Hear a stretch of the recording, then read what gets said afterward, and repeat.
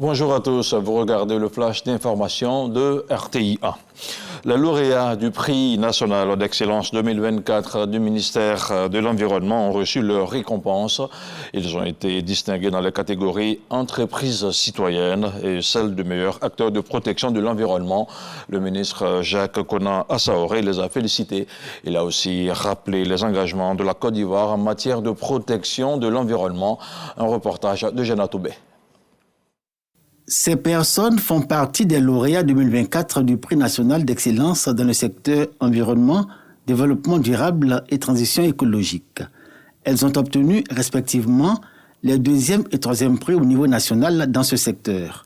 Ce sont 2 entreprises, l'une privée, la cimenterie Limac, et l'autre publique, Aéria. Le sergent-chef Guiri Diakité en service au parc national de la Comoué et le colonel Benoît Hamon-Coutois, chargé d'études au ministère de l'Environnement. Les parcs nationaux et réserves naturelles constituent un peu plus de 32% du couvert forestier de notre pays. Donc en termes de stockage de carbone et de séquestration, c'est une contribution énorme. Depuis 2017, nous sommes le premier aéroport africain neutre en carbone. Cette année, on séquestre nous-mêmes le carbone au niveau de l'aéroport. Le ministère de l'Environnement, du Développement durable et de la transition écologique a obtenu ces prix dans 2 catégories.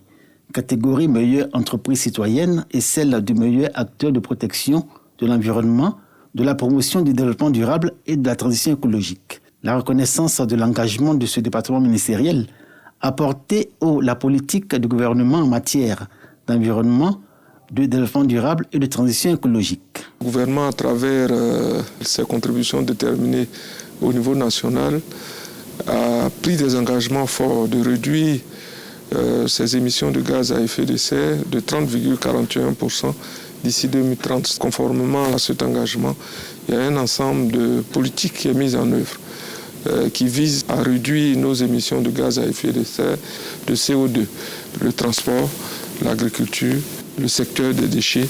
Nous sommes beaucoup en avance en termes de mesures d'adaptation, en termes de mesures d'atténuation. Et d'ici 2030, nous devons être en ligne par rapport à nos engagements. Le ministère de l'Environnement, du Développement durable et de la transition écologique portera la voix de la Côte d'Ivoire à Bakou, en Azerbaïdjan, à l'occasion de la COP29, dont les réflexions porteront sur les changements climatiques. Financement alternatif, levier de stimulation du développement et de la performance des petites et moyennes entreprises. C'est le thème de la 10e édition des Journées nationales promotionnelles des PME, une journée initiée par la Fédération ivoirienne des petites et moyennes entreprises.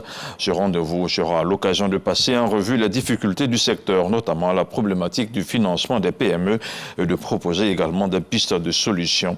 Il s'agit de la 10e édition qui s'est ouverte hier à Cocody.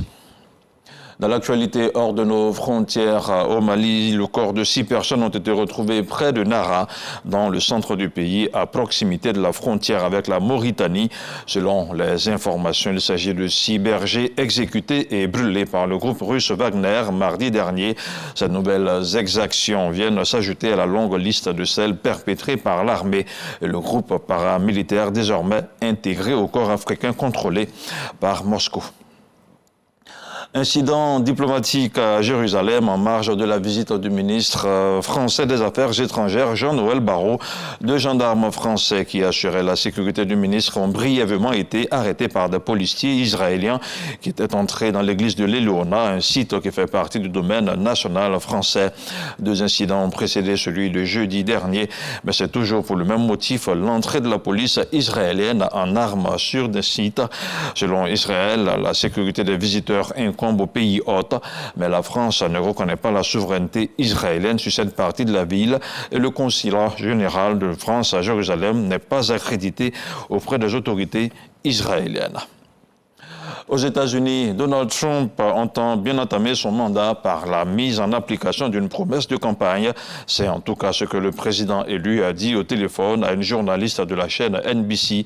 Cette promesse, c'est la mise en place du plus grand plan d'expulsion de migrants sans papier de l'histoire américaine. Cela pourrait commencer par des millions de personnes. Un plan qu'il dit être obligé d'appliquer en précisant qu'il n'a pas de prix. Et pour l'aider à le mettre en place, il compte sur sa première nomination, celle de Suzy Rosie Wells, la co-directrice de sa campagne victorieuse au poste de directrice du cabinet de la Maison-Blanche.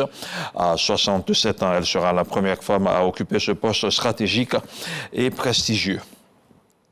Et puis, nous sommes vendredi, nous parlerons de sport, notamment de football, avec le sélectionneur des éléphants, Faye Emers, qui va dévoiler la liste de son commando pour les prochaines fenêtres qualificatives de la CAN 2025 au Maroc. Et ça sera avec Jean-Sylvain Ressot de RTI Sport. Et voilà, c'est tout pour ce Flash Information. On se retrouve à 13h.